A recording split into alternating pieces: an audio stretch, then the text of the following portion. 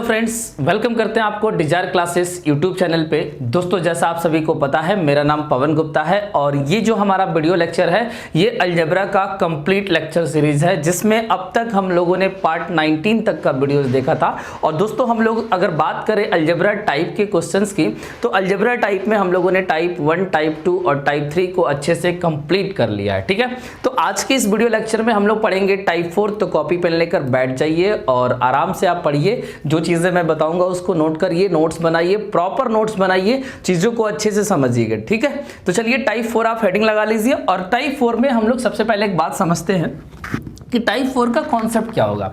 जैसे आप जरा सोचिए कि अगर x प्लस वाई बराबर मैं लिखता हूं 0, x प्लस वाई बराबर 0, यहां पे कॉन्सेप्ट समझिएगा अच्छे से। और एक जगह यहां पे मैं लिखता हूं x square plus y square बराबर 0। तो यहां पे आपको एक चीज समझना होगा कि अगर कहीं पे x प्लस वाई बराबर 0 है इसका मतलब यह है कि x की वैल्यू हम 0 रख सकते हैं और y की वैल्यू भी हम 0 मान सकते हैं। आप देखिए कि अगर x प्लस वाई बराबर 0 है तो आप कह सकते हैं कि x बराबर 0 होगा और y बराबर 0 होगा, तो ये इक्वेशन हमारा बैलेंस हो जाएगा। अब रही बात कि क्या 0 ही 0 होगा या इसके अलावा और भी वैल्यू हो सकता है, तो देखिए अगर मैं x को 1 मान लेता हूं और y को -1 मान लेता हूं, तब भी हमारा ये इक्वेशन बैलेंस होगा, क्योंकि 1 - 1 क्या हो जाएगा, 0 हो जाएगा। तो आप बात को बहुत अच्छे से समझ पा रहे होंगे। अगर मान लीजिए कि मैं x को 2 मान रहा हूं और y को -2, तब भी ये 0 हो जाएगा। यानी कि अगर एक नंबर हम पॉजिटिव लेते हैं और दूसरा नंबर हम नेगेटिव लेते हैं और दोनों नंबर सेम होना चाहिए, तो उस केस में आप कह सकते हैं कि इसका सम जो होगा वो 0 हो जाएगा। तो दोस्तों, आपने यहां पे देखा कि अगर x प्लस वाई बराबर 0 है तो यहां पे x के बहुत सारे मान पॉसिबल है और y के भी बहुत सारे मान पॉसिबल है। और दोनों वैल्यू देखिए 0 और 0 तो सेम वैल्यू है, इसके अलावा जो भी वैल्यू होगा वो एक डिफरेंट वैल्यू होगा, यानी कि एक पॉजिटिव होगा तो एक निगेटिव होगा।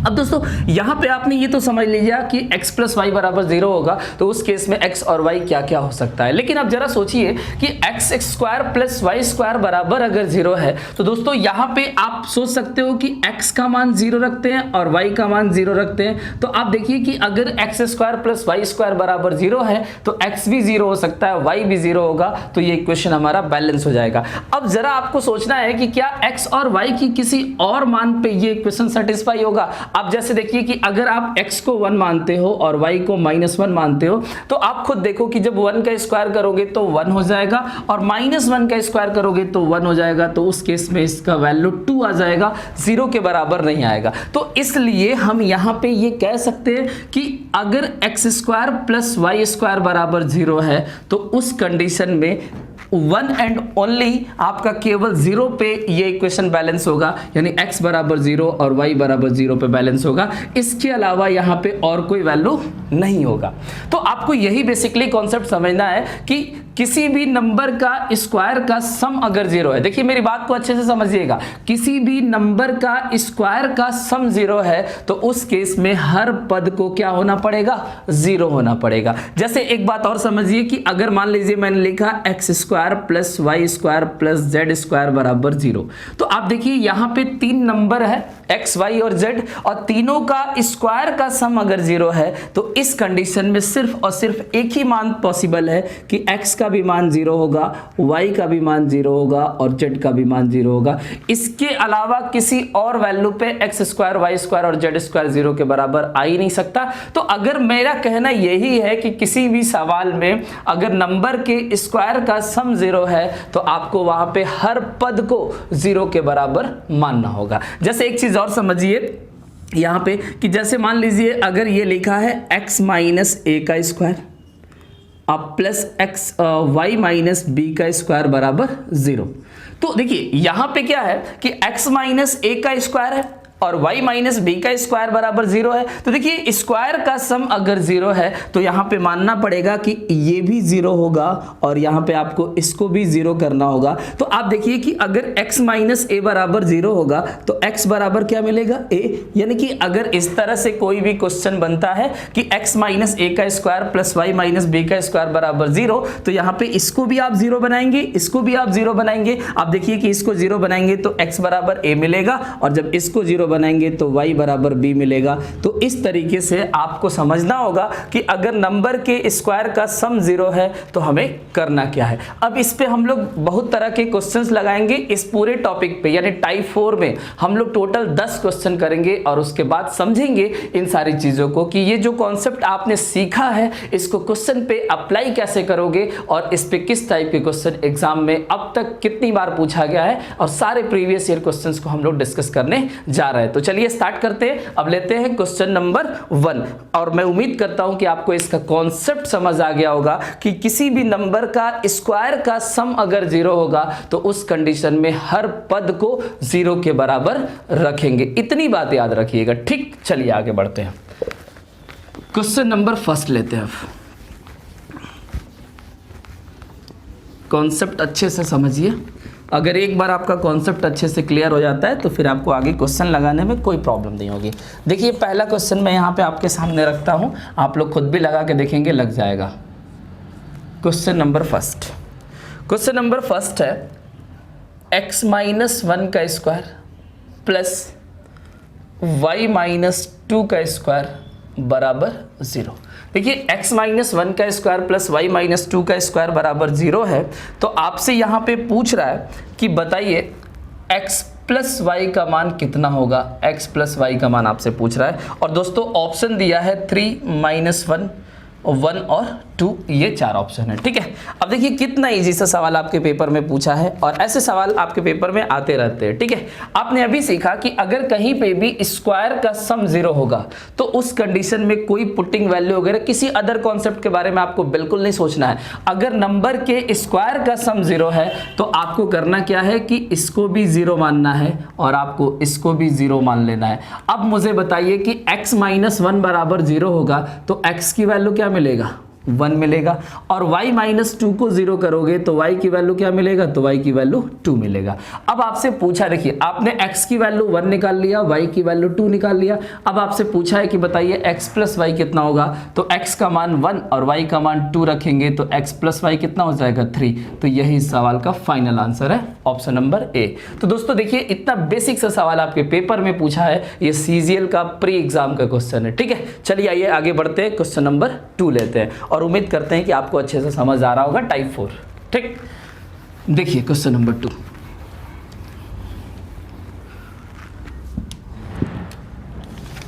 क्वेश्चन नंबर 2 है आपका। ये इंपॉर्टेंट क्वेश्चन है, इसमें काफी सारे स्टूडेंट गलत करते हैं। मैं बता रहा हूं कि क्या मिस्टेक करते हो। a माइनस 2 का स्क्वायर प्लस b माइनस 3 का स्क्वायर प्लस c माइनस 11 का स्क्वायर बराबर है 0 के।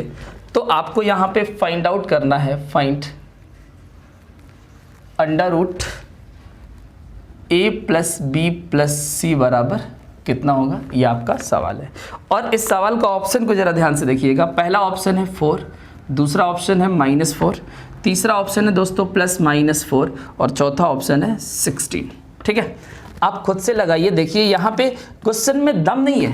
प्रॉब्लम ये है कि बच्चे क्वेश्चन का ऑप्शन टिक करते समय गलती कर देते हैं। क्या मिस्टेक करते हैं, देखिए समझते हैं। सबसे पहले आपको क्या करना है कि स्क्वायर का सम अगर 0 है तो इसको आपको 0 मान लेना है, इसको भी आपको 0 कर देना है, और इसको भी आपको 0 कर देना है। अब आप देखिए कि a माइनस 2 0 होगा तो a बराबर आपको 2 मिल जाएगा, ठीक है, कोई डाउट नहीं है। और b माइनस 3 बराबर 0 है तो आपको b की वैल्यू 3 मिल जाएगा, ठीक, बात को समझ पा रहे होंगे। और c माइनस 11 बराबर 0 है तो c की वैल्यू क्या मिलेगा, 11 यानी 11 मिल जाएगा, ठीक है। अब देखिए कि a की वैल्यू 2 है, b की वैल्यू 3 है और c की वैल्यू 11 है। आप इन तीनों को यहाँ रखेंगे तो 2 + 3 + 11। अब आप देखिए 11 3 14 2 16, ये आपका आएगा अंडर रूट 16। अब दोस्तों यहाँ पे काफ़ी सारे स्टूडेंट्स क्या करते हैं कि अंडर रूट 16 की वैल्यू +-4 टिक कर देते हैं, जबकि ऐसा नहीं है। देखिए 16 तो होगा नहीं, ठीक है, अंडर रूट में है। और यहाँ पे केवल -4 नहीं होगा, इस सवाल का फाइनल आंसर है +4, क्योंकि देखिए अंडर रूट से कोई भी वैल्यू बाहर आता है तो वो पॉजिटिव साइन के साथ आता है। देखिए इसके 2 मान तब होते जब यहाँ पे इक्वेशन हमारा क्वाड्रेटिक फॉर्म में होता। यहाँ पे अगर आपसे a + b + c के अंडर रूट की वैल्यू पूछा गया है तो अगर आपके 3 वैल्यू पॉजिटिव है और तीनों को जोड़कर उसका स्क्वायर रूट निकालोगे तो आपका आंसर भी पॉजिटिव आएगा। तो इस सवाल का फाइनल उत्तर आपको +4 टिक करना है और कभी भी आप +-4 टिक मत करना।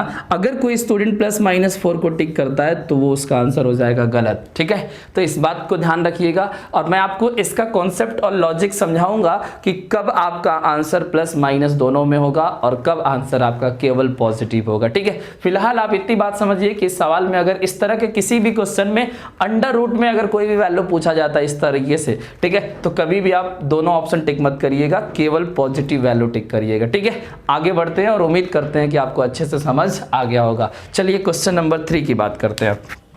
देखिए इसको रफ कर रहा हूं।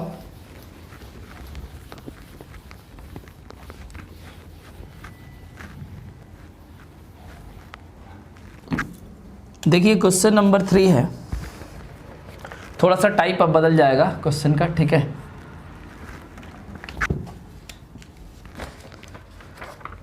इसमें दिया है यदि a² + b² + c², बहुत ही इंपॉर्टेंट टाइप है, बराबर 2 × a - b + c - 3। तो इसमें आपसे पूछा जा रहा है कि बताइए a - b + c की वैल्यू कितना होगा, ये आपका सवाल है। और ऑप्शन दिया है दोस्तों 6 - 3, 3 और 2। देखिए यहाँ पे हम लोग दो तरीके से इसको समझेंगे। दो तरीके का मतलब आपको मैं एक तो तरीका जनरल मेथड से समझा दूंगा और दूसरा आपको एक बहुत ही ट्रिकी मेथड समझाऊंगा इस टाइप के प्रॉब्लम को सॉल्व करने का, जो आपको बिना पेन और कॉपी का आंसर बताएगा। इस बात की इस वीडियो में गारंटी है। देखिए कैसे, समझिएगा। सबसे पहले हम लोग बात करते हैं जनरल मेथड की। अगर मैं जनरल मेथड की बात करूं तो आपको करना क्या है कि पहले स्क्वायर से लिखना है a² + b² + c²। और ज़रा देखिए कि अगर इसमें 2 का मल्टीप्लाई करके और इसको अगर मैं इधर ले आऊँ तो ये हो जाएगा -2a + 2b और -2c, और ये -3 आएगा इधर तो +3 बराबर क्या हो जाएगा 0, ठीक है। तो पहले आपको इस तरीके से ले लेना है वैल्यू को, ठीक है, इधर ले आना है। अब यहाँ पे आप क्या करेंगे, ध्यान से समझिएगा कि जितने भी a² का टर्म है, जैसे मान लीजिए ये a² और -2a और यहाँ से +1 यहाँ ले लीजिए, ठीक है, +1 ले लिया। अब इसके बाद b² का टर्म को अरेंज करिए, b² + 2b और +1 यहाँ से ले लीजिए, ठीक है। तो 3 में से 1 और 1 आपने 2 ले लिया। अब बचा c² का टर्म, तो यहाँ पे देखिए c² - 2c और +1 बराबर 0। तो इसको मैंने रीअरेंज कर दिया, आप बात को समझ गए होंगे। +3 को +1 +1 +1 3 बार लिख दिया और बाकी a के साथ a का टर्म, b के साथ b का टर्म और c के साथ c का टर्म को मैंने ले लिया। अब देखिए कि आपका जो वैल्यू है ये आपका क्या बन रहा है, तो आप देखेंगे a - 1 का होल स्क्वायर। क्योंकि आपको अगर इस टाइप का कोई भी पेपर में क्वेश्चन आता है तो अगर आप जनरल मेथड से जाते हो तो आपको इस तरीके से होल स्क्वायर बनाना पड़ेगा, ठीक है। तो ये वैल्यू आपका आएगा a - 1 का होल स्क्वायर प्लस आपका ये वैल्यू क्या हो जाएगा, तो आप देखोगे b + 1 का होल स्क्वायर बनेगा, ठीक है। और प्लस ये आपका आएगा c - 1 का होल स्क्वायर और ये बराबर किसके होगा 0 के। तो अभी आपने पढ़ा कि अगर किसी भी नंबर का स्क्वायर का सम 0 होगा तो उस केस में हम इसको भी 0 कर देंगे, ठीक है, इसको भी 0 कर देंगे और इसको भी 0 कर देंगे। और आप देखिए कि अगर a - 1 बराबर 0 होगा तो a की वैल्यू 1 मिलेगा, ठीक है, और b + 1 बराबर 0 होगा तो b की वैल्यू -1 मिलेगा, क्योंकि अगर ये प्लस में है तो उधर जाएगा तो माइनस में होगा और अगर इधर माइनस है तो उधर जाकर प्लस होगा, ठीक है। तो यहाँ से आप देखिए कि c की वैल्यू कितना मिल जाएगा +1। आप लोग अच्छे से समझ पा रहे होंगे बात को, ठीक। अब आपसे जो वैल्यू पूछा गया था a - b + c, तो a की वैल्यू आप 1 रख दीजिए, माइनस b की वैल्यू -1 है और यहाँ पे माइनस ऑलरेडी है तो ये +1 हो जाएगा, ठीक, समझ पा रहे होंगे। c की वैल्यू 1 रख देंगे तो इस सवाल का फाइनल उत्तर क्या बन जाएगा 3, जो कि आपका ऑप्शन नंबर c करेक्ट है, ठीक है। तो इसको आप कॉपी कर लीजिए, समझ लीजिए जनरल मेथड कैसे अप्लाई करना है। और अब मैं आपको बता रहा हूँ कि जनरल मेथड अगर आप इस तरह से इस होल स्क्वायर नहीं बनाते हो तो क्या इस सवाल का उत्तर नहीं मिलेगा, बहुत जल्दी मिल जाएगा, पेन कॉपी उठाने की भी ज़रूरत नहीं है। देखिए कैसे मैं इसको मिटा रहा हूँ जनरल मेथड को, ठीक है। देखिए ऐसे सवाल अगर आपके पेपर में आता है तो आपको सिंपली इतना याद रखना है, एक ट्रिक मैं आपको बता रहा हूँ इस सवाल को करने का, कि कोई भी सवाल अगर इस फॉर्मूला पे आएगा तो आप क्या करिएगा कि कांस्टेंट टर्म को इधर फेंक दीजिएगा, जैसे ये वाला कांस्टेंट टर्म, एकदम बिल्कुल ऐसे ही जैसे ये क्वेश्चन ऑलरेडी आपको एक सिस्टमैटिक फॉर्म में दिया हुआ है जैसा मुझे चाहिए। मैं आपको बता रहा हूं कैसा मुझे चाहिए। जितनी भी अगर आपके क्वेश्चन में स्क्वायर वाला टर्म आएगा तो स्क्वायर के टर्म को इधर रखिएगा, और एबीसी जिसमें स्क्वायर नहीं होगा उसको टर्म को इस तरीके से लिखिएगा जिसमें आप 2 कॉमन लीजिएगा, ठीक है। माइनस प्लस कुछ मत नहीं, यहां पे आपको +2 कॉमन लेकर रखना है बाहर, और बाकी ब्रैकेट में एबीसी जो भी आएगा उसको एज इट इज छोड़ देंगे और कांस्टेंट टर्म को यहां पे छोड़ देंगे, ठीक है। और मैं आपको अभी और भी क्वेश्चन बताऊंगा तो आपका कॉन्सेप्ट क्लियर हो जाएगा, आप पहले समझिए। देखिए ऐसे सवालों में आपको अगर a - b + c का मान निकालना है तो यहां से आपको पता क्या करना है, देखिए a का मान निकालना है, b का मान निकालना है और c।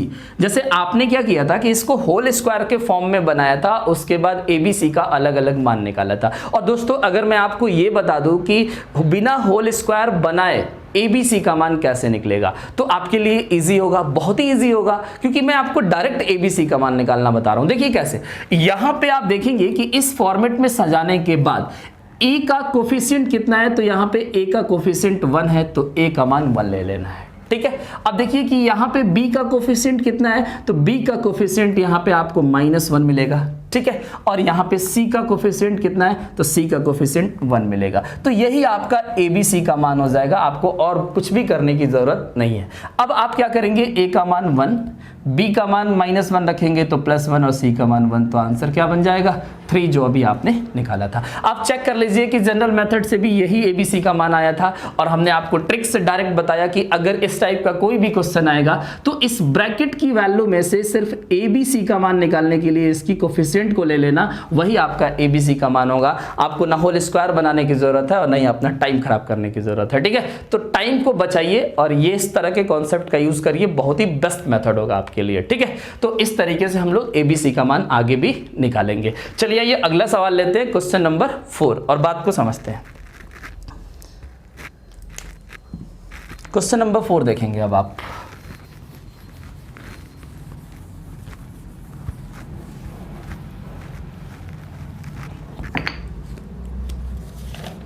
देखिए क्वेश्चन नंबर 4 आपके प्रीवियस ईयर एग्जाम का है। इसमें दिया हुआ है कहाँ गया,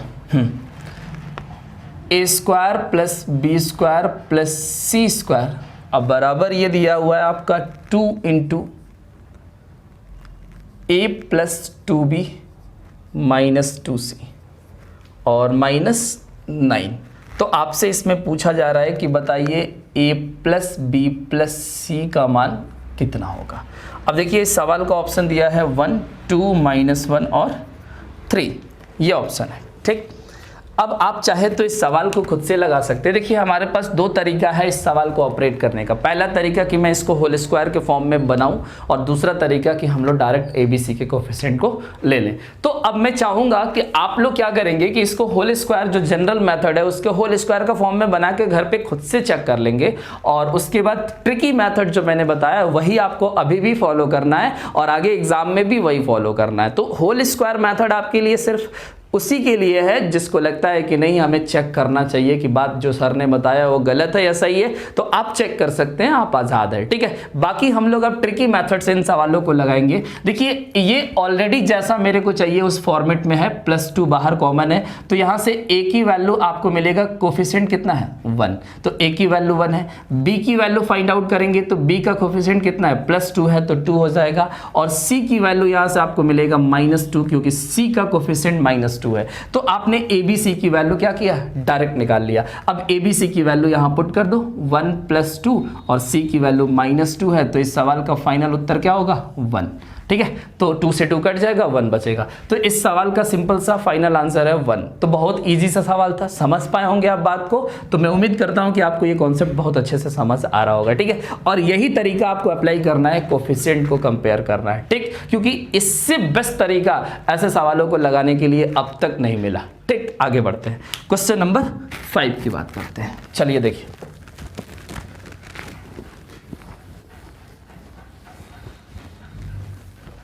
इस सवाल को लगाने का जो क्वेश्चन नंबर 5 है उसको देखते हैं। क्वेश्चन नंबर 5 का है 33, 34, 35 नंबर पेज पे आते हैं। देखिए क्वेश्चन नंबर 5 एक और क्वेश्चन समझते हैं और बाकी 5 क्वेश्चन आपको और भी मैं कराऊंगा अगले वीडियो लेक्चर में, ठीक है।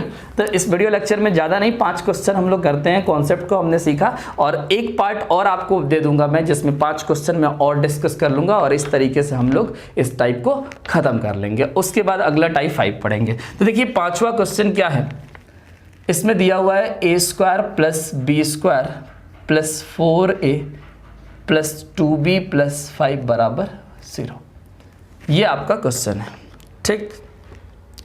और इसमें आपसे पूछ क्या रहा है, इसमें आपसे पूछ रहा है कि बताइए a + b का मान कितना होगा और ऑप्शन है दोस्तों 3, 0, 2, -3, 4 ऑप्शन। देखिए इस सवाल को हम आपको दोनों तरीके से बता देते हैं, ठीक है, आपको यकीन हो जाएगा, ठीक है। अब देखिए कि इस सवाल को पहले हम लोग जनरल मेथड से लगाएंगे तो क्या करना होगा। सबसे पहले आपको a² प्लस यहाँ पे 4a रख लीजिए और यहाँ पे आप क्या करेंगे कि 5 में से 4 यहाँ पे लेंगे। 4 क्यों लेंगे, क्योंकि आपको पता है कि हमें होल स्क्वायर बनाने के लिए यहाँ पे अगर 4 आ रहा है तो यहाँ पे 2 का स्क्वायर होना चाहिए। आप समझ जाएंगे, खुद ही की होल स्क्वायर बनाएंगे, आप खुद ही a + b का होल स्क्वायर पे स्क्वायर अरेंज करेंगे तो आप खुद ही समझ जाएंगे कि अगर यहाँ पे 4a है तो यहाँ से हमें कॉन्स्टेंट वैल्यू कितना लेना है। दूसरी बात आप समझेंगे कि यहाँ से आपका b² है, अब प्लस अगर ये 2b है, अब यहाँ से 4 मैंने इधर ले लिया है तो बचा कितना है 1, तो ये बराबर क्या हो जाएगा 0। अब देखिए कि इसको मैं लिख सकता हूँ a + 2 का होल स्क्वायर, क्योंकि 4 का मतलब होता है 2 का वर्ग, ठीक है। तो ये बनेगा a + 2 का होल स्क्वायर और दोस्तों ये क्या बनेगा आपका, तो b + 1 का होल स्क्वायर और ये बराबर 0 है। तो इसको भी आप 0 के बराबर करोगे क्योंकि स्क्वायर का सम 0 है और इसको भी 0 के बराबर करोगे तो यहाँ से a की वैल्यू आपको -2 मिल जाएगा और यहाँ से b की वैल्यू क्या मिल जाएगा, -1 मिल जाएगा। तो a की वैल्यू -2, b की वैल्यू -1, तो आप देख लीजिए कि a + b क्या होगा, -2 -1 मिलकर बनाएगा इसका आंसर -3, जो होगा आपका ऑप्शन नंबर डी करेक्ट होगा। तो दोस्तों ये तो था होल स्क्वायर बना के करने का मेथड यानी जनरल मेथड। अब मैं बात करता हूं कि इस सवाल में अगर हमने जो ट्रिक सीखा था अगर मैं उससे किया होता तो क्या ये सवाल नहीं लगता। देखिए मैं आपको बता रहा हूं, अच्छे से समझिएगा।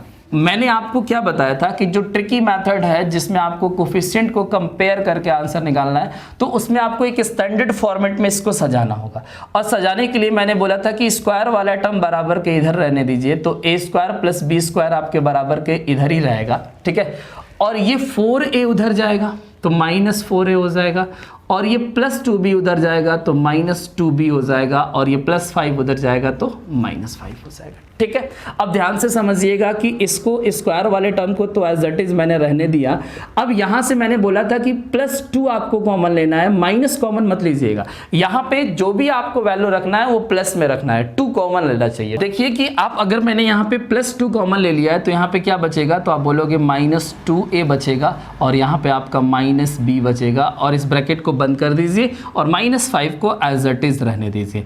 अब आप कंपेयर कर लीजिए कि यहाँ से a का कोफिशिएंट कितना मिल रहा है -2 और यहाँ से b का कोफिशिएंट कितना मिल रहा है -1। और देखिए कि आपने जनरल मेथड से भी यही निकाला था कि a की वैल्यू -2 और b की वैल्यू -1। तो दोस्तों आप इन चीज़ों को बहुत अच्छे से समझिएगा क्योंकि मैंने आपको जो तरीका बताया है इस तरीके में आपको नंबर का होल स्क्वायर बनाने की ज़रूरत नहीं है।